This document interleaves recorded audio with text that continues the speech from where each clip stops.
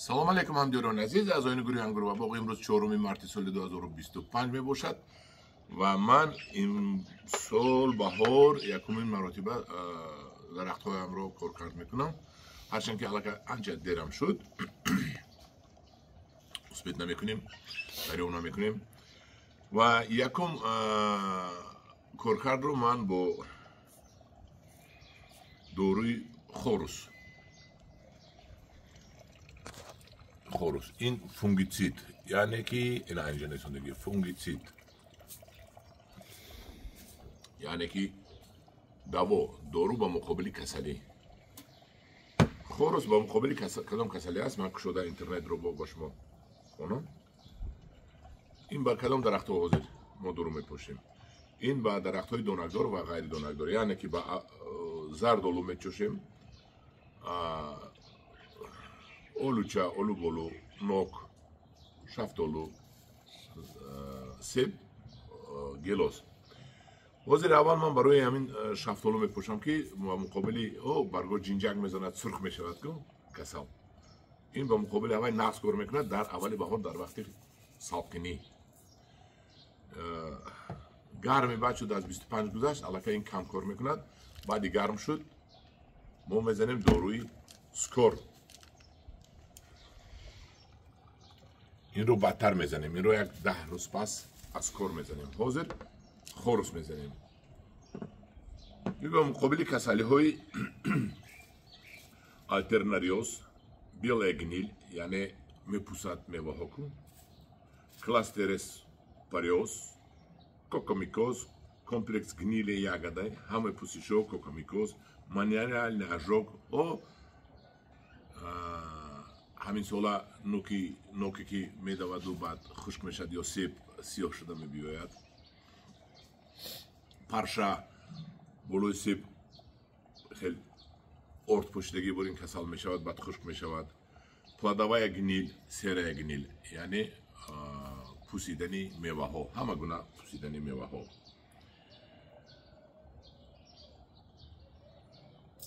این برای کارکردی بر وقتی می باشد انگور رو باشد در وقت گل کردن یک مرتبه میزنیم و بعد پیش از پختنش برای نپوسیدن انگور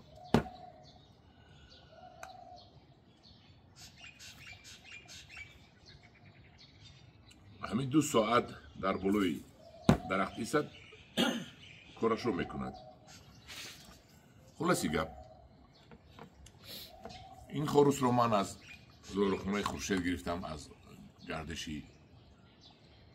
گل بود تا طرف کربون تلفنش رو میمونم با کدامی در کار شدم دورو از آوی گرفتم خوش صفت هستم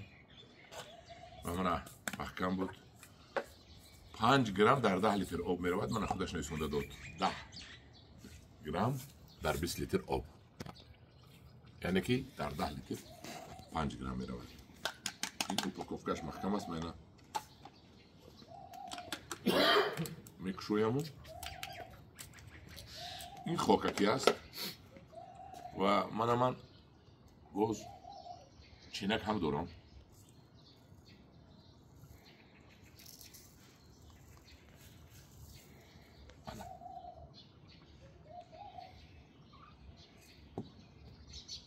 ده گرم بود چینک کردم 10 گرم و این 10 گرم رو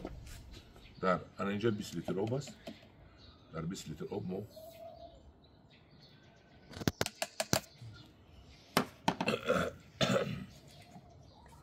خوش میکنیم و آمیخته میکنیم خیلی کن آمیخته کرده تنه درخت رو میشوییم خیلی نغز آمیخته کردن در کار خوبترش درونی ستیل در آب آمیخته کرده بعد اینجا دریزد نغزتر میشد ما کمتر موغم بری کردیم کار آسان شد تا یک گوره انداخته من آبی ما سفید شد یعنی که همین دورو در درون آبی ما محلول شد خیلی یک 5 دقیقه دیگه هم خیلی میتوانیم و بعد درخت ها رو میشوییم در موردی اول امروز من میشویم اول شفتالو رو انار رو، چون که انار هم پوستش دارد که اینم با فایده میکند. حاضر در تنه انار گل نکرده است، چقدره که اگر همین میکروب ها زنبروک های همین پوستشی انار باشد همشون بکشد. منالیوز و کاکامیکوز و دیگر همشون بکشد. بعد امروز سیب رو میکنیم، شفتالو، انار، سیب. دیگر چیزی میکرده که زردالو هست، زردالو رو میکنیم، از سرش تا پایش میشوییم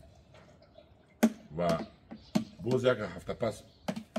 از سالخین است که باز یک هفته پس با همین خورس میشویم و بعد 10 روز باز الکی خورس کار نمیکند چون که گرم میشود سکور کار میکند. بعد سکور رو میزنیم با مقابل